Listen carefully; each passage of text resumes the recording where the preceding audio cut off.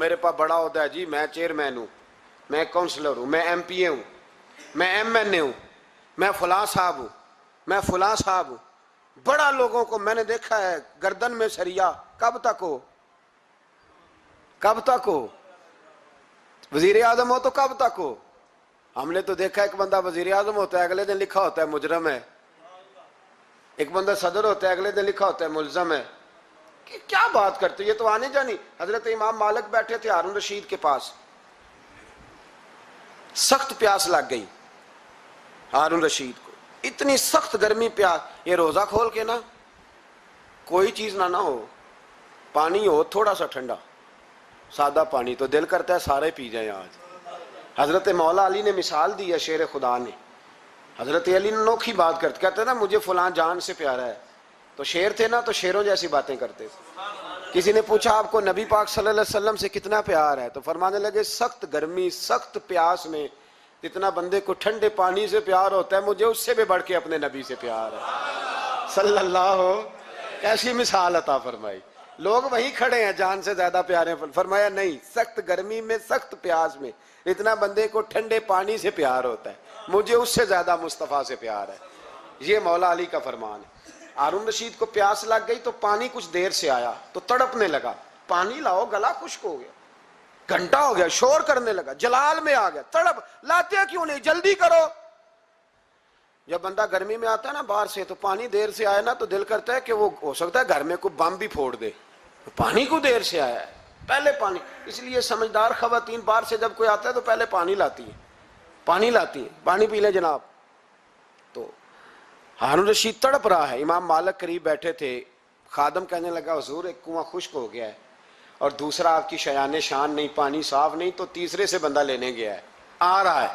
بندہ تھوڑی دیر سے آیا تو ہارون رشید بڑا پریشان تھا. اب بات امام مالک کر رہے تھے تو وہ نہ توجہ اس کی پانی کی طرف تھی. پیالہ پانی کا اندر داخل ہوا تو ہارون رشید کا دل کرتا تھا کہ اڑ کے پانی کے قریب چلا جاؤ، لپک رہا تھا پانی کی طرف. جب پانی آیا اس کو پکڑایا تو امام مالک رحمۃ اللہ علیہ کہنے لگے بادشاہ ذرا ٹھہر جا، ٹھہر جا، پی لے، نیا آگے ہے نا اب تیرے قبضے میں ہے، ایک مسئلہ مجھے بتا لے پھر پانی پینا. ہارون رشید ایک رات پہلے نا بڑی باتیں کر رہا تھا کہ میں حکومت صحیح چلا رہا ہوں، میرے معاملات بڑے اچھے، اپنی حکومت کی تعریفیں ایک رات پہلے ہو رہی. اب جب پانی پینے لگا تو امام مالک اس کو رات والی بات پہ اسے سمجھانا چاہ رہے ہیں. فرمانے لگے بادشاہ رک جا. رک گیا. آپ فرمانے لگے اگر یہ پانی ملتا ہی نہ، پورے ملک میں نہ ملتا، پھر تجھے پتہ چلتا پوری دنیا میں نہیں. ذرا سوچیں آپ، اگر پانی خدا نہ خواستہ اگر پانی ملے ہی نہ، کہا نہ ملتا، پانی کو کوئی اہمیت تو نہیں نا ہم دیتے، نلکا کھلا ہے تو کھلا ہے، اور اگر ملے نہ تو ہماری بنیادی ضرورت ہے پانی، ایک قدم نہ لوگ چل سکے. کہا ہارون رشید اگر ملے ہی نہ اور اگر تجھے لینا پڑے ایک پیالہ پانی کا تو کیا دے کے لے گا؟ کہنے لگا میں اپنی آدھی سلطنت دے دوں گا، آدھی حکومت اور پانی کا پیالہ لے لوں گا. امام صاحب فرمانے لگے چل سمجھ میں آ گیا، پی لے پانی. اس نے پی لیا تو پیا اس طرح کہ پانی پیالہ منہ سے لگایا تو اتارا تب بھی جب ختم ہو گیا. تو امام صاحب فرمانے لگے پی لیا؟ کہ پی لیا. فرمانے لگے ایک مسئلہ اور بتا، اب اگر تو نے پانی پی لیا تیرا پیشاب بند ہو جائے، یہ پانی پینے کے بعد پھر پیشاب آنا بھی ضروری ہے، اگر بند ہو جائے تو پھر کیا دے گا؟ تو امام صاحب کی طرف غور سے دیکھنے، فرمانے لگے سوچ کے بتانا. کہنے لگا حضور آدھی سلطنت باقی کی بھی دے دوں گا. تو امام صاحب نے رومال اٹھایا کندھے پہ رکھا، چلنے لگے. کہاں جا رہے ہو؟ فرمانے لگے اس بادشاہ کے پاس کیا بیٹھنا جس کی پوری سلطنت کی قیمت پانی کا ایک پیالہ ہے. ایک پیالہ پانی کا اگر نہ ملے تو آدھی گئی اور پیشاب نہ آئے تو باقی بھی. کہنے لگے تو کس سلطنت کی باتیں کرتا ہے، کل من علیہا فان، ہر چیز. اب یقین کریں ہمارے پاس کو بندہ بیٹھ جائے نا تو ہم اسے ہلنے نہ دیں، ہم اسے کہیں تو تجھے پتہ ہی نہیں اصل بادشاہ میں ہی ہوں. میں تو کچھ ایسے لوگوں کی باتیں بھی سنتا ہوں، مجھے لگتا ہے امریکہ میں بھی حکومت یہی بنواتے ہیں. اتنی زبردست گفتگو کرتے ہیں، اتنا اعلیٰ تجزیہ نکالتے ہیں کہ مجھے لگتا ہے سارے ملکوں کے بادشاہ ان سے مشورہ کرتے ہیں. اس قدر زیادہ ہم نے اپنے آپ کو تن کے بڑا کر لیا ہے. کنٹرول میں رہیں، کنٹرول میں. ہلاکو خان نے بڑے لوگ مروائے تھے، بڑے بغداد میں 20 لاکھ آدمی قتل کروایا اس نے. 20,000 نہیں میں نے کہا, ذمہ داری سے حوالہ دو. کتنے لوگ بولیے؟ 16 لاکھ آدمی اس نے تلوار سے مروایا. لوگوں نے نا زیر زمین تہ خانے کھودنے شروع کر دیے. 4 لاکھ آدمی تہ خانوں میں چھپ گیا اور چن چن کے مسلمان مارتا تھا. جب ہلاکو کو کسی نے بتایا نا 4 لاکھ بندے چھپ گئے, اس نے نہروں کے بند توڑوا دیے, دریاؤں کے بند توڑوا دیے, پانی زیر زمین چلا گیا. 4 لاکھ آدمی ڈوب کے مر گیا. 20 لاکھ آدمی مروایا. ایک دن ایک علاقے میں گھوم رہا تھا, لیمبو کھانے کا بڑا شوقین تھا. بازار میں گیا تو ایک لیمبو خریدا. اس نے دیکھا کہ بازار میں بوڑھے بچے جوان خریداری کر رہے ہیں, تو کہنے لگا ابھی بھی اتنے مسلمان زندہ ہیں, بناؤ ان کی لائنیں, قتل کرنا ہے. 3 لائنیں بن گئی. ایک بوڑھا آدمی بھی لائن میں آ گیا, لیمبو کھا رہا ہے, اس کو ہلکا ہلکا چوستا ہے, گھوڑے پہ بیٹھا ہے, قتل کرا رہا ہے لوگوں کو. ایک بابا جی پہلی صف میں تھے, جب پہلی صف قتل ہونے لگی, بابا جی پچھلی صف میں دوڑ کے ہو گئے. ہلاکو خان ہنس رہا ہے اس کو دیکھ کے. معاذ اللہ, جب بندہ ہوتا ہے نا کسی منصب پہ, پھر وہ مذاق اڑاتا ہے دوسروں کا. بابا دوسری صف میں آیا تو ہلاکو خان نے وہ بھی قتل کرائی, تو بابا دوڑ کے تیسری صف میں. آخری صف کے کونے پہ جب بابا کھڑا ہو گیا نا, تو سارے بندے مر گئے. بابے کو قتل کرنے لگا جلاد. ہلاکو کہنے لگا ٹھہر جا. کہنے لگا بابا تو تیسری صف میں آیا تھا, تیرا کیا خیال تھا بچ جائے گا؟ بابا کہنے لگا خیال نہیں, میرا یقین ہے کہ میں بچ جاؤں گا. میرا شرط یہ ہے کہ یقین ہو اندر, شرط یہ ہے کہ. ہنس کے کہنے لگا ہلاکو خان کیسے؟ تو بابا کہنے لگا اگر اللہ چاہے تو بچ سکتا ہوں, اگر اللہ چاہے تو میں. بہت سارے لوگ ہیں ڈاکٹر لکھ کے دے دیتے ہیں نہیں بچے گا, وہ بچ جاتا ہے, کیونکہ بچانے والا اللہ ہے. کہا اللہ چاہے تو بچ جاؤں گا. تو ہلاکو کہنے لگا کیسے؟ جب ایسے کیا نا, کیسے ایسے کیا نا, تو لیمبو ہاتھ سے گر گیا. وہ بچے پلیئر نہیں ہوتے, وہ گیند گنتی ہے تو چھلانگ لگا کے پکڑ لیتے.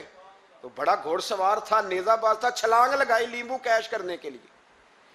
کیسے تو کیسے بچے؟ یوں ہاتھ گھمایا, لیمبو گرا تو چھلانگ لگائی, نیچے جھکا. جب نیچے جھکا نا تو گر گیا گھوڑے سے. جو پیر تھا وہ گھوڑے کی رکاب میں الجھ گیا. گھوڑا ڈر کے دوڑ گیا. جب گھوڑا دوڑا تو زمین پر زور زور سے سر لگنے لگا.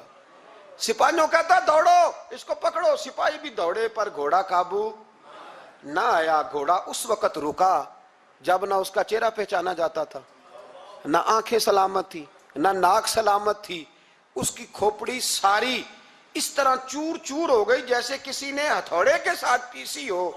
ہلاکو کی لاش سے خون بہ رہا تھا. بابا ہنس رہا تھا. ایک سپاہی کہنے لگا بابا تو کیوں؟ کہنے لگے میں اپنے رب کی قدرتوں پہ مسکرا رہا ہوں.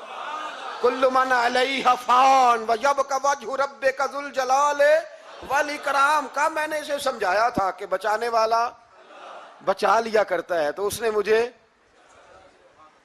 سکندر اعظم نے 32 سال کی عمر میں آدھی دنیا فتح کر لی تھی.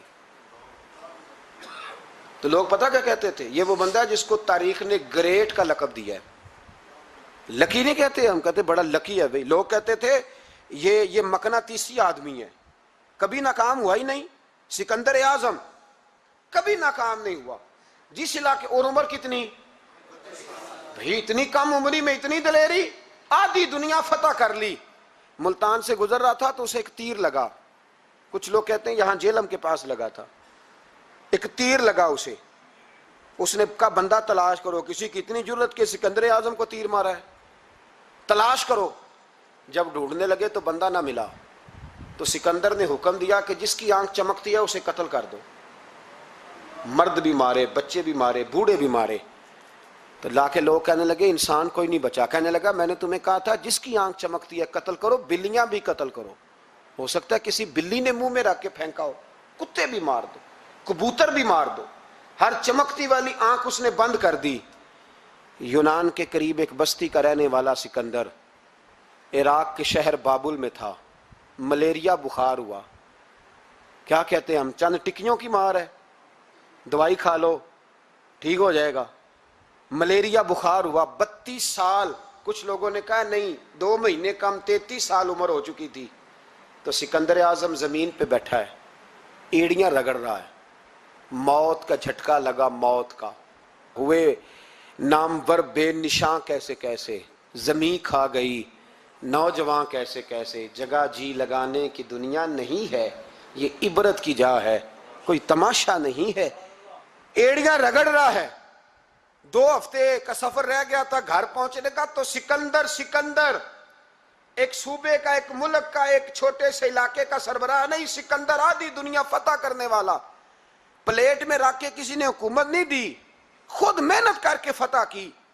لیکن سکندر ایڑیاں رگڑتا ہے، زور زور سے زمین پہ مارتا ہے اور کہتا ہے کوئی ہے جو مجھ سے میری ساری سلطنت لے لے اور مجھے صرف 2 ہفتے کی زندگی لے دے، میں پردیس میں نہیں مرنا چاہتا، گھر مرنا چاہتا ہوں، کوئی مجھے 2 ہفتے کی زندگی، 2 ہفتے کی، کوئی 2 ہفتے مٹی دیں تو مٹی رہنا ہی ایویں کا دی بلے بلے، اج مٹی دے اتے بندے آتے کل مٹی دے تھلے کا، کوئی مجھے مہلت لے دے۔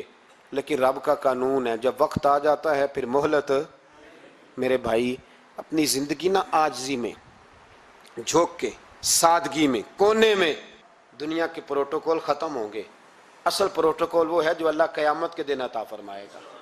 میرے نبی پاک نے فرمایا امیر جو ہوں گے، امیر وہ چونٹیوں کی شکل میں ہوں گے اور غریب اپنے پیروں کے نیچے انہیں مسل کے چلے جائیں گے۔ یہ وہ والے امیر جو تکبر کرتے تھے، ورنہ تو امیر حضرت عثمان غنی بھی ہیں، حضرت عبد الرحمن ابن عوف بھی ہیں، حضرت سلیمان علیہ السلام بھی ہیں۔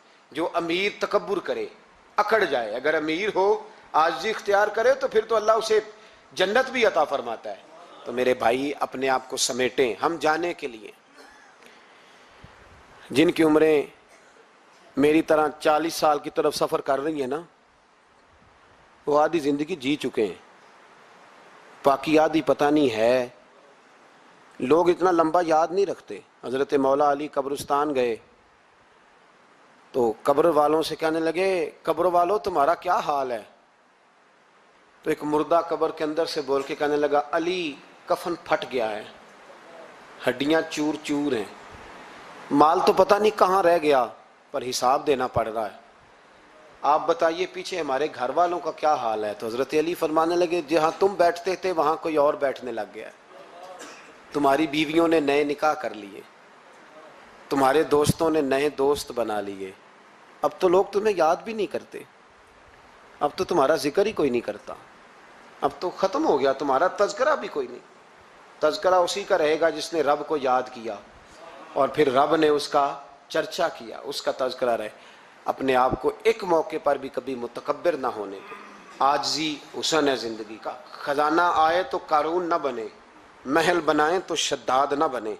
اگر اللہ تعالیٰ دولت دے تو کبھی بھی اپنے آپ کو نمرود اور فرعون نہ بننے دے، اقتدار ملے تو کبھی بھی اپنے آپ کو ہلاکو خاں اور چنگیز خاں نہ بناؤ، اور اگر نمازی بنو تو وہ والے نمازی بنو جو نمازی بھی ہوتا ہے۔ حضرت عمر فاروق کو کسی نے عید والے دن دیکھا تو عمر رو رہے تھے، چھوٹی عید والے دن۔ ہمارے ہاں تو لوگوں نے ڈیک تیار کر کے رکھ لیے ہیں، تیاری ہو گئی ہے، چاند رات کو جو نیکیاں کمائی ہیں وہ ساری شیطان کے حوالے کریں گے معاذ اللہ ماشاء اللہ، اس کو کہیں گے لے جا ہم نے کمائی ہیں تیرے لیے، فوراً پہلی رات ہی، ادھر اعلان ہوا نہیں ادھر تماشے لگے نہیں معاذ اللہ۔ حضرت عمر عید والے دن رو رہے تھے، کسی نے کہا عمر یہ خوشی کا دن ہے آپ رو رہے ہیں؟ تو فرمانے لگے خوش تو وہ ہونا جس کو یقین ہے کہ اس کا نماز روزہ قبول ہو گیا، مجھے تو ابھی پتہ ہی نہیں میرا قبول ہوا ہے کہ واپس کر دیا جائے گا، جاؤ مجھے کچھ خبری سناؤ آ کے کہ میرا قبول ہوا۔ وہ تو بے نیاز ہے، وہ تو دل کرے تو کہے جا اٹھا کے لے جا، تیرا مجھے پسند ہی نہیں۔ عاجزی میں رہیں، انکساری میں رہیں، عمل کر کے روئیں، کہے مولا تیرے قابل تو نہیں پر تو مہربانی فرما، اسے قبول فرما۔ انسان جب اپنے علم پر بھروسہ کرنے لگتا ہے یا اپنی عقل پر بھروسہ کرنے لگتا ہے یا اپنے تعلقات پر بھروسہ کرنے لگتا ہے یا اپنی دولت پر، مال پر، صحت پر، تو ایک بہت بڑے دھوکے کا شکار ہو جاتا ہے۔ اور انسان جب انسانوں پر بھروسہ کرنے لگتا ہے تو پھر اللہ تعالیٰ اسے بعض اوقات انسانوں کے سپرد کر دیتا ہے، انسانوں کے سپرد۔ اور بہت سارے ایسے لوگ بھی ہوتے ہیں جو رب کریم کو بھولتے ہیں اور وہ اپنی ساری توجہ انسانوں کی طرف، دنیا کی طرف، دنیا داروں کی طرف کر لیتے ہیں، تو اللہ تعالیٰ فرماتا ہے پھر میں انہیں یہ سزا دیتا ہوں کہ وہ مجھے بھولنے نکلے تھے تو میں نے انہیں ان کا اپنا آپ بھی بھلا دیا، اپنا آپ بھی۔ سورہ حشر کو دیکھیے گا، فرمایا وَلَا تَكُونُوا كَالَّذِينَ نَسُوا اللَّهَ فَأَنسَاهُمْ أَنفُسَهُمْ، ان لوگوں کی طرح نہ ہو جانا جنہوں نے اللہ کو بھلا دیا تو اللہ نے پھر انہیں ان کا اپنا آپ بھی بھلا دیا، انہیں اپنی بھی ہوش نہیں رہی، وہ ایسے مسائل میں گھر گئے، وہ ایسی آزمائشوں میں الجھ گئے، وہ ایسی دنیا داری کے اندر الجھے کہ انہیں اپنا بھی پتہ نہ چلا۔ اب تو ڈھونڈتا پھرتا ہوں اے اقبال اپنے ہی آپ کو، اب تو ڈھونڈتا پھرتا ہوں اے اقبال اپنے آپ کو، آپ ہی گویا مسافر آپ ہی منزل ہوں میں۔ جب انسان خدا فراموش ہوتا ہے تو خود فراموش ہو جاتا ہے۔ ہمارا بڑے زمانے سے تکیہ ہے، کبھی امریکہ پر، کبھی یورپ پر، کبھی برطانیہ پر، کبھی مالداروں پر، کبھی اسلحے والوں پر۔ اس کا نقصان یہ ہوا کہ اپنا کوئی وجود نہیں رہا، اپنا کوئی نظریہ نہیں رہا، اپنی کو سوچ نہیں رہی۔ ایسے محسوس ہوتا ہے کہ کوئی منشور نہیں، کوئی دستور نہیں، لگام منہ میں ہے اور اس کا سرا کسی کے ہاتھ میں ہے، وہ جدھر چاہتا ہے ہمیں گھما لیتا ہے۔ اللہ فرماتے ہیں یوں نہ ہو جانا کہ تم رب کو بھلا دو اور پھر تمہیں اپنا آپ بھی بھول جائے۔ اولئک ھم الفاسقون، فرمایا یہ وہ لوگ ہیں جو نافرمان ہیں اللہ کے، یہ نافرمان ہیں۔ جب یہ نظریہ بن گیا، جب یہ ذہن بن گیا کہ پیدا اللہ نے کیا ہے، دینا اللہ نے ہے، عطا کرنے والا اللہ ہے، نوازنے والا اللہ ہے، تو پھر ساری توجہ دنیا داروں کی طرف رکھنا، میں اللہ والوں کی طرف توجہ رکھنے کا قائل ہوں، میں وہ سمجھتا ہوں، ہم اس چیز کے قائل ہیں، لیکن وہ بھی کوئی آستانہ ہے کہ جہاں حق مرشد کا نعرہ تو بڑا لگے پر رب کا نام ہی نہ سننے کو ملے۔ یہ بھی کوئی بات ہوئی کہ جہاں یہ تو نعرہ زور سے لگے کہ جیوے جیوے مرشد جیوے، لیکن استغفار کا درس ہی نہ ملے۔ ہر وقت یہ بتایا جائے کہ یہاں آ گئے تو بچ گئے، کیسے بچیں گے؟ میرے رسول پاک علیہ السلام کا دروازہ سب سے بڑا دروازہ ہے، حضور کا دروازہ سب سے بڑا دروازہ ہے، لیکن میرے دوستو یاد رکھنا، نبی پاک علیہ السلام نے بھی لوگوں کو جب رستہ دکھایا ہے تو رب کریم کا رستہ دکھایا ہے، اللہ کا رستہ دکھایا، اللہ کریم کا رستہ دکھایا، لوگوں کو رب کی طرف توجہ کرائی۔ میرے رسول کریم سید عالم صلی اللہ تعالی علیہ وسلم نے لوگوں کی اللہ کی جانب توجہ کرائی اور لوگوں سے یہ کہا کہ وہ اپنے رب کریم کی جانب اپنا ذہن رکھیں، اپنی توجہ اپنے اللہ کی جانب مبذول کریں۔ میری بات کو اچھے طریقے سے سمجھیے گا، علم اللہ تبارک و تعالی عطا کرتا ہے تو اسے اللہ کی عطا ہی سمجھنا چاہیے۔ کچھ لوگوں کے پاس علم ہوتا ہے پر علم نافع نہیں ہوتا، وہ ٹامک ٹونجا مارتے رہتے ہیں ساری زندگی۔ علم کو اللہ کی عطا سمجھیں، اپنی عقل پر، اپنے شعور پر زیادہ بھروسہ نہ سمجھیں، نظر اللہ پہ رکھیں۔ حضرت مولا علی شیر خدا کرم اللہ تعالی وجہہ الکریم سے کسی نے پوچھا تھا بڑا عالم کون ہوتا ہے؟ ہمارے ہاں تو اب وہ والے عالم پائے جاتے ہیں نا اللہ ماشاءاللہ، جو ممبر پہ بیٹھتے ہیں تو دعوے ہی دعوے، ممبر پہ بیٹھتے ہیں تو دعوے ہی دعوے، اس طرح کے عالم ہمارے ہاں پائے جاتے ہیں، وہ ہر بات میں دعویٰ کرتے ہیں، میں یہ کر دوں گا، میں وہ کر دوں گا۔ یہ مزاج علماء کا نہیں۔ حضرت علی المرتضیٰ سے کسی نے پوچھا بڑا عالم کون ہوتا ہے؟ فرمایا بڑا عالم وہ ہوتا ہے کہ جسے مسئلے کا پتہ نہ ہو تو وہ کہہ دے مجھے نہیں پتہ، میں پتہ کر کے بتاؤں گا، غلط بات بیان نہ کرے۔ امام مالک سے کسی نے کوئی مسئلہ پوچھا تو آپ فرمانے لگے مجھے اس سوال کا جواب نہیں آتا، ہمارے بزرگ سمجھاتے کیا ہیں؟ وہ کہنے لگا آپ اتنے بڑے امام ہیں تو اس سوال کا جواب نہیں آتا۔ فرمانے لگے اگر مجھے ہر سوال کا جواب آتا پھر تو میں خدا ہوتا، مجھے ہر سوال کا جواب نہیں آتا، مجھے تو اتنا آتا ہے جتنا میرے رب نے مجھے عطا کر دیا ہے۔ اپنی نظر اللہ پہ رکھیں، نکل آئیں اس معمے سے باہر کہ میں کوئی بلا ہوں، مجھے بڑا پتہ ہے، میرے پاس 6 ڈگریاں ہیں، مجھے 10 جگہ پہ تدریس کا شغف حاصل ہے، اس سے نکلیں باہر۔ قرآن مجید دیکھیے گا، اللہ تعالیٰ نے ارادہ قدرت فرمایا کہ میں حضرت آدم کو بناؤں گا، پھر بنانے کے بعد فرمایا فرشتوں سجدہ کرو آدم کو، سب نے سجدہ کیا الا ابلیس ابا واستکبر وکان من الکافرین، سب نے سجدہ کیا سوائے ابلیس کے، اس نے انکار بھی کیا، تکبر بھی کیا اور کافروں میں سے ہو گیا۔ تو یہ جب اللہ تعالیٰ نے سجدہ کرایا تو کیسے کرایا؟ اللہ تبارک و تعالیٰ نے نا حضرت آدم کو علم سکھایا خود، وعلم آدم الاسماء کلہا، خود اللہ فرماتے ہیں کہ میں نے جناب آدم علیہ السلام کو تمام اشیاء کے نام سکھائے، سب اشیاء کے نام سکھائے۔ تو وہ چیزیں پھر میں نے نا، اللہ فرماتے ہیں میں نے فرشتوں پہ پیش کی، میں نے کہا کہ بتاؤ ان کے نام کیا ہے، تو فرشتوں نے جو جواب دیا ہے وہ سمجھنے والا ہے۔ اللہ نے چونکہ خود علم سکھایا تھا حضرت آدم کو، جناب آدم سکھایا تھا، لیکن فرشتوں کو نہیں سکھایا تھا۔ تو اللہ کریم نے فرمایا فرشتوں اب یہ بتاؤ ان چیزوں کے نام کیا ہیں، تو فرشتے کیا کہتے ہیں؟ فرشتے عرض کرتے ہیں قالوا سبحانک لا علم لنا۔ آپ کبھی یقین کریں اس چیز کی لذت لیں تو مزہ آ جائے۔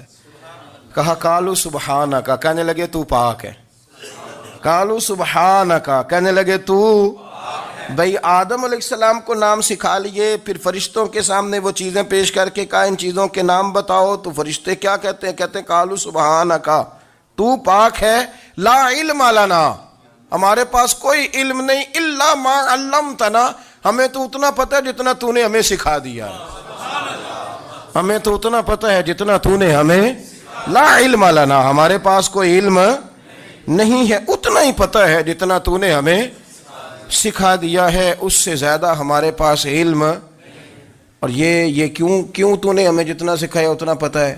فرشتے یہ نہیں کہتے یا اللہ تو زیادہ سکھا، آدم کو دیا تو ہمیں بھی دے، یہ نہیں فرمایا، فرمایا انک انت العلیم الحکیم، اے اللہ تو علم والا بھی ہے اور حکمت والا بھی ہے، تجھے پتہ ہے کس کو کتنا دینا ہے، جتنا تو نے مناسب سمجھا جناب آدم کو دیا، اور جتنا تو نے بہتر سمجھا وہ تو نے ہمیں عطا فرمایا۔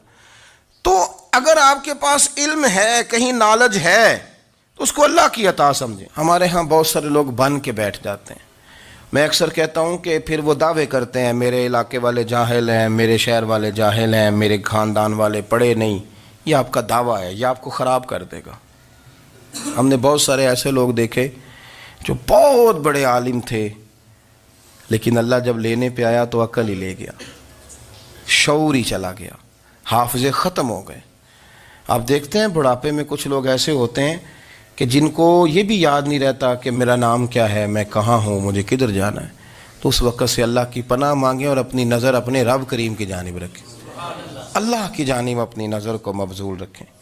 دوسری بات، علم کے بعد ایک چیز آتی ہے جس کا نام ہے ہدایت، جس کا نام ہے تقوی، جس کا نام ہے پرہیزگاری، جس کا نام ہے عمل، عبادت، ریاضت۔ یہ بھی اسی وقت ہی نصیب ہوتی ہے جب میرا رب کریم نصیب فرما دیتا ہے۔ ہم نے نا نیکی کا اپنا اپنا سٹیٹس بنا لیا ہے، اپنا اپنا معیار بنا لیا ہے۔ کچھ لوگ کہتے ہیں کہ جناب مسجد میں سیمنٹ کا توڑا دینے سے بہتر ہے کسی غریب کو آٹے کا تھیلا دے دو۔ اب اس نے اپنا مزاج بنا لیا نا نیکی کا، اس نے اپنا سٹیٹس بنا لیا ہے۔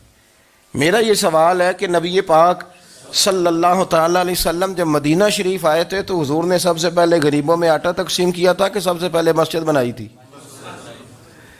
کیا عجیب لوگوں کا رنگ ہے، اپنی مرضی کی ہدایت، اپنی مرضی کا تقوی، اپنی مرضی کا معیار۔ مسجد کوئی بڑا چھوٹا خطیب بھی میری طرح کا ہو نا، تو وہ مسجد میں بیٹھ کے جب نبی پاک کی بات کرتا ہے تو کہتا ہے میرے رسول پاک غریبوں کا سہارا بن کے آئے۔ وہ غریبوں کی بات کرتا ہے، مسکینوں کی، لاچاروں کی، کمزوروں کی بات۔ تو مسجد ہی تو وہ ادارہ ہے جہاں سے غریبوں کی بات ہو رہی۔ تو اب لوگوں نے غریب کو اور مسجد کو لڑانا شروع کر دیا، اس کو لڑاؤ کہ مسجد میں پیسے دینے سے بہتر ہے آپ غریب کو آٹے کا تھیلا دے دیں۔ آپ یہ کیوں نہیں کہتے کہ مسجد میں بھی آپ توڑا دیں ایک سیمنٹ کا اور ساتھ غریب کو بھی خدمت کریں؟ یہ کیوں نہیں تقویٰ؟ اپنی اپنی مرضی کا مزاج، اپنی اپنی۔ کچھ لوگ کہتے ہیں چھوڑو جی، ساری زندگی انسان نماز پڑھتا رہے اور پھر گالیاں بھی دیتا رہے، بندہ داڑھی بھی رکھ لے اور جھوٹ بولنا بھی نہ چھوڑے۔ تو یہ آپ نے اپنے پاس سے تقوی کا معیار بنایا ہے۔ گالی دینے کا گناہ ہے اور داڑھی رکھنے کا ثواب ہے۔ تو اگر آپ داڑھی رکھے ہوئے ہیں اور آپ کوئی غلطی کر رہے ہیں تو اس سے آپ کی داڑھی کا ثواب ختم، اللہ کرے آپ کو سمجھ آئے میری بات کی۔ آپ کوئی غلطی کر رہے ہیں، داڑھی کا ثواب اس سے ختم، وہ اپنی جگہ پہ قائم ہے چیز. اپنی مرضی کا کیوں تقوی کا معیار بناتے ہیں؟ تقوی کا مزاج اپنی مرضی کا نہ بناؤ. اللہ کی بارگاہ سے دعا مانگو کہ یا اللہ ہمیں ہدایت کا نور عطا فرما. اللہ تو ہمیں رستہ دکھا، تو بتا کہ ہدایت کیا ہے. تو رب فرماتا ہے اللہ ولی الذین آمنوا، اللہ مومنوں کا مددگار ہے.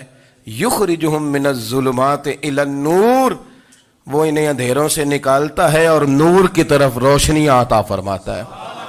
اندھیروں سے نور کی طرف اللہ لاتا ہے. اللہ ولی، اللہ مومنوں کا ولی ہے، وہ انہیں اندھیروں سے نور کی طرف نکالتا ہے.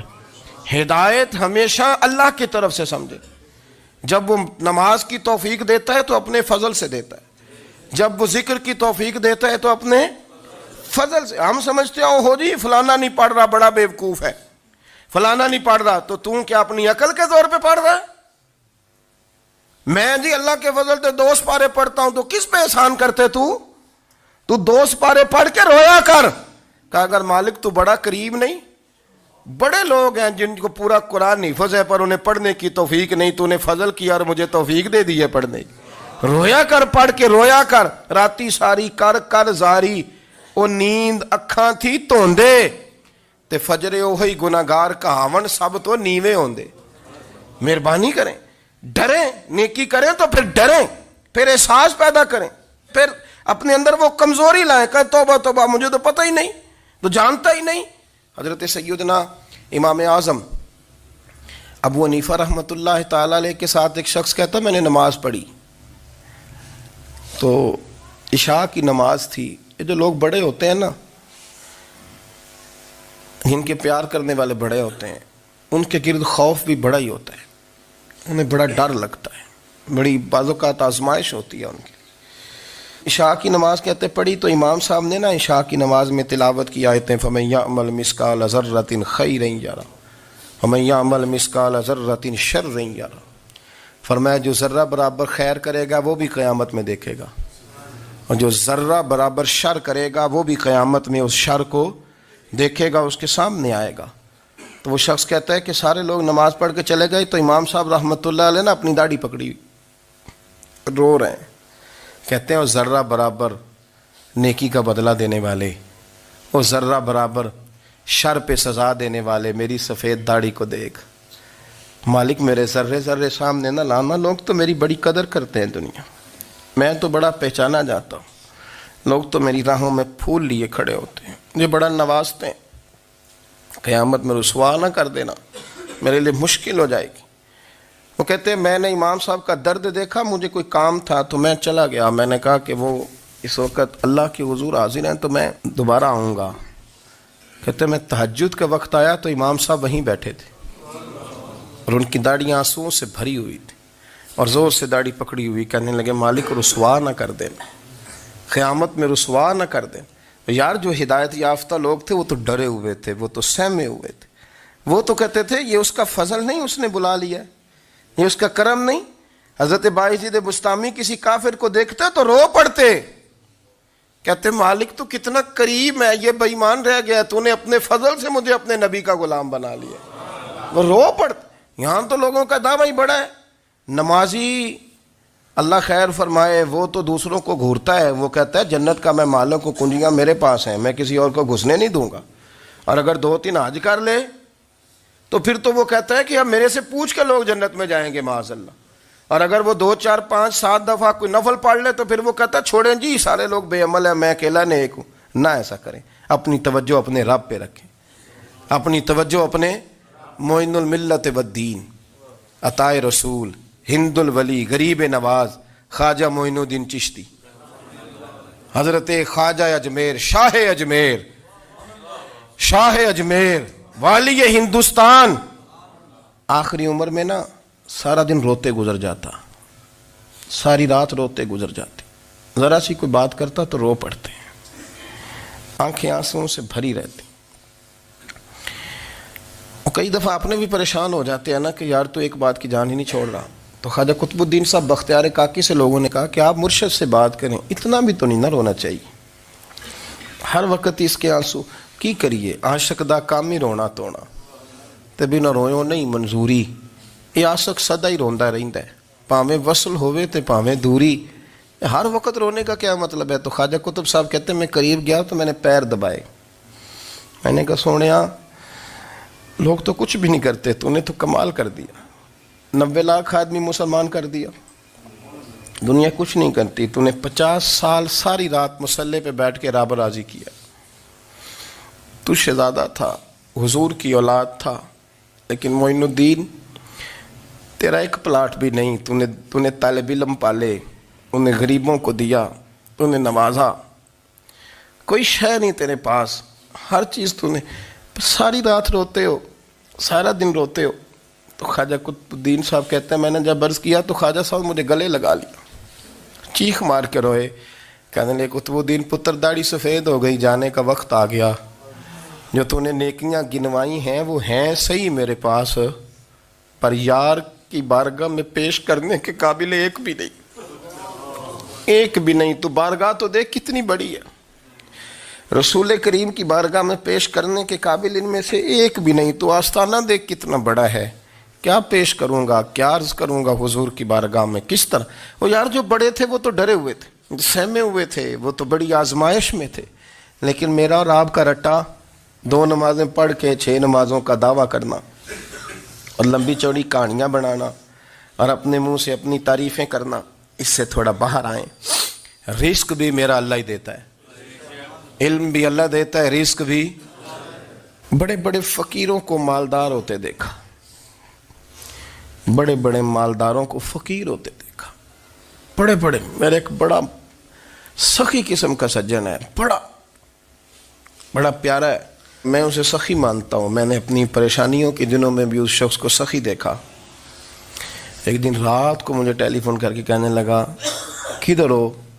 मैंने कहा मैं घर हूँ। नहीं अक्सर सफ़र में होते हो ना? और मैंने कहा तबीयत कैसी है? ठीक है, बस हाल चाल पूछना था। मैंने समझाई, मैंने कहा यार ये कोई मसला है, वरना रात के 2 बजे कोई हाल पूछने को फ़ोन तो नहीं ना करता, कोई मतलब ऐसा तो मसला नहीं ना। तो मैंने बैक कॉल की, मैंने कहा यार मेरी बात सुन, मसला क्या? कहने कुछ नहीं दिल कर रहा था। मैं कहा मेरी गल सुन, रहे हैं असी 4-5 साल कट्ठे, मैं तेन जानना, असल बात कर। कहने लगा मकान भी बड़ा है, सारा कुछ ठीक है, पर वो बड़ा ही बेनियाज है। कुछ हालात इस किस्म के आ गए हैं कि लोगों को बताऊं भी तो लोग मानने को तैयार नहीं। ज़्यादा नहीं, मुझे ना थोड़े से पैसों की ज़रूरत है, को 15-20 हज़ार अगर मिल जाएं, मेरी ज़रूरत। आप यकीन करें मैं रोता रहा सारी रात। मैंने कहा मेहरबाना तेरा किस तरह करांगे, इससे लेके ज़माना इस्तेमाल करता था, पर बेपरवाही वेख ना सज्जड़ दी, जिथे किसे दी पेश ना जावे, उन्हें ताजा वाले दर दर रोले ते मंगते तख्त बिठावे। सजना किसे नू कारा मिल दई, कोई काबे खाली आवे। वल्लाहु खैरुर राज़िकीन, वो कहते तू दाएं बाएं ना जा, रिस्क तो तुझे मैं दूंगा, मैं हूँ बेहतर रिस्क देने वाला। बड़े बड़े बादशाह, बड़े बड़े शहनशाह, बड़े बड़े लोग, हाथों में कासे, फ़कीरियाँ। उम्मे रबिया क्या करती थीं, बड़ी नेक और साले खातून थीं। वो कहती हैं कि मैं ना बड़े अमीर आदमी की बीवी थी, अपने शौहर के साथ छत पे बैठी थी तो नीचे फ़कीर मांगने वाला आया, उसने बड़े दर्द से सदा की, तो मैंने अपने शौहर से कहा कुछ दे दे। कहा दफ़ा कर, इन लोगों ने धंधा बनाया हुआ है। कहती मैं मेके से भी बड़ा माल लेके आई थी, मेरे माँ बाप बड़े अमीर थे, तो मैंने ना चोरी अपने खामा से नज़र बचा के बाथरूम जाने के बहाने गई और नीचे जाके 5 दिनार मैंने उस फ़कीर की हथेली पे रखे। कहते उसने 5 दिनार देखे, फिर मेरी तरफ देखा तो मैंने उसकी आंखों में आंसू चमकते देखे। कहने लगे बीबी रब तेरा भला करे, मैं 3 दिनों का भूखा हूँ। कि वो चला गया, मैं घर आ गई। जब बाहर आई तो मेरा शौहर कहने लगा तू इतनी अब इतनी तू तेज़ हो गई है और तू इतनी खुद मुख्तार हो गई है, मेरे बगैर पूछे माल खर्च करेगी, जा तुझे 3 तलाक़ें। कहती मैं बालदार और वज़ादार बाप की बेटी थी, तलाक लेके घर आई तो मेरा बाप टूट गया, चारपाई पे चला गया। ओहो ये क्या बन गया। कहती बड़ी तकलीफ़ रही। 1-2 साल के बाद मेरे अब्बा ने मेरी शादी कर दी। अब जिस शौहर के पास गई वो बड़ा नेक था, परहेजगार था, अल्लाह ने बेहतरीन सिला दिया। कहती छत पे बैठी थी, दरवाजे पे फ़कीर आया तो मैंने शौहर से कहा कुछ दे दूँ? कहने लगा 5 ना देना, 15 देना, 20 देना। मैं फ़कीर हूँ, मैंने फ़क्र से दौलत देखी है, इसे खाली ना लौटाना। कहती है कि मैं नीचे गई और जब मैंने उसकी तरफ दिनार बढ़ाए तो मेरी चीख निकली, पैसे फेंक के मैं बेहोश होके गिरी। मेरा शौहर ने आके उठाया, अंदर ले गया, पानी मुंह पे छिड़का, कहने लगा तुझे क्या हुआ? कहने लगी ये जो मांगने आया ये मेरा पहला शौहर था, वही था जो कहता था कि तू 5 दिनार दे आइए, जा तुझे 3 तलाकें। पढ़ो ना हदीस पाक। मेरे नबी पाक अलैहिस्सलाम ने फरमाया एक बंदा गंजा था, गंजा, कोई तरतीब आगे पीछे हो जाए तो मफ़हूम के लिहाज से, लेकिन मैं मफ़हूम उसका वाज़े करता हूँ। एक गंजा था, कोई शय नहीं थी, सर पे बाल भी नहीं थे, रोया करता था। अल्लाह ताला ने फरिश्ते को भेजा, तुझे क्या चाहिए? तो कहने लगा बाल आ जाए और थोड़ा माल आ जाए। फरिश्ते ने हाथ फेरा तो बाल भी आ गए, तो बकरियां भी आ गईं, लाइनें लग गईं, माल ही माल हो गए। दूसरे के पास गया, वो कोड़ा था, उसको जाके कहा क्या चाहिए? कहने लगा शिफा हो जाए और कुछ अल्लाह ताला आसानी कर दे। शिफा भी हो गई, गायें भी दे दी, भैंसें भी दे दी, माल ही माल हो गई। फिर एक के पास गया, वो अंधा था, तुझे क्या चाहिए? उसने कहा आंखें मिल जाएं और कुछ साथ अल्लाह माल दे दे। ऊँट ही ऊँट हो गए। जब बड़ा नवाज दिया तो फिर मालिक ने इम्तिहान लेने का इरादा किया। यारी तेरी सोना है पर आजमाइशां भी तेरियां अग, आजमाइशां तेरियां, सही कह रहा हूँ, आजमाइशां तेरियां, यारी तेरी सोना है पर आजमाइशां तेरियां। ये सोना परखिया जावंदा ही पहलो ना लगा दे लग। अल्लाह ने फरमाया आजमाइश करो। सबसे पहले गंजे के पास आए, उसे कहा अल्लाह के रास्ते में कुछ देखने लगा, मेरे खर्चे ही बड़े, देखो तो सही कितनी मुश्किल में वक्त गुजारता हूँ, हाल ही कोई नहीं। तो उसने कहा मैंने तो सुना है तू गंजा और भूखा नंगा था। कहने लगा मैं तो जद्दी पुश्ती रईस आज़म हूँ, तुझे किस पागल ने कहा है भाग जा? उसने कहा अच्छा जैसे तू था वैसे ही हो जाए। खेत खलियान उजड़ गए, फिर से गंजा हो गया। हुजूर अलैहिस्सलाम फरमाने लगे, फिर वो उसके पास गया जो कोड़ा था, उसे कहा कुछ दे। कहने लगा खर्चे ही बड़े, अब पूछ लें किसी अमीर आदमी से, कहेगा चक्की के नीचे हाथ है मेरा, मेरे से ज़्यादा तो अब परेशान बंदा ही कोई नहीं। क्या बताऊँ आपको, इतना टैक्स है, इतना जुर्माना है, फलानी शय, बड़ा कुछ गिनवाते हैं लोग। उसने कहा मैंने तो सुना तो पहले कोड़ा था। उसने कहा जा दौड़ जा, मैं तो रईस आज़म हूँ, दादा भी परदादा भी और सारी नस्ल ही। उसने कहा अच्छा जैसे तू था वैसे ही हो जाए। फिर वो गया अंधे के पास और जाके कहा अल्लाह के नाम पे कुछ दे। तो कहने लगा रब के नाम पे? ये खड़े हैं ऊँट, जितने तेरे दिल करे ले जा। उसने कहा क्या माना इस बात का? कहने लगा यार तुझे क्या बताऊं, मैं तो अंधा था, मैंने तो कभी दुनिया देखी नहीं थी। फिर उस करीम ने फजल किया तो मुझे बड़ा कुछ दिखाया। मैं क्या बताऊं, मेरा दिल कर रहा है कह दूं कि फिर उसने काबा दिखाया, फिर उसने रोज़ा रसूल दिखाया, फिर उसने रियाजुल जन्ना के सजदे दिखाए, फिर उसने अपने महबूब के दरवाजे की रौनकें दिखाई। उसने बड़ा कुछ दिया, उसने बड़ा नवाजा। मेरे पास तो शायद मैं बदकार पुराना खादम, किसे दर मिली न टोई। ये वासफ यार ने नजर जो की थी, फिर वासफ वासफ ही होई। ये तो उसका करम हुआ। तो ये वो कहने लगा तू अल्लाह के नाम पे जान मांग, मैं वो भी देने को तैयार। मेरे पास तो शय कोई नहीं थी, मुझे तो अपना पता है, मैं तो कोई शय नहीं था, कुछ नहीं था मेरे पास। ये तो उनका करम है कि रुख इनका उधर है, और मुख्तसर सी मेरी कहानी है, ये जो भी है उनकी मेहरबानी है। तो वो कहने लगा मैं भी कुछ लेने नहीं आया था, तेरी आजमाइश ही करने आया था। तेरी इज्जतें भी सलामत रहेंगी, तेरा माल भी सलामत रहेगा, तेरी शिफा भी।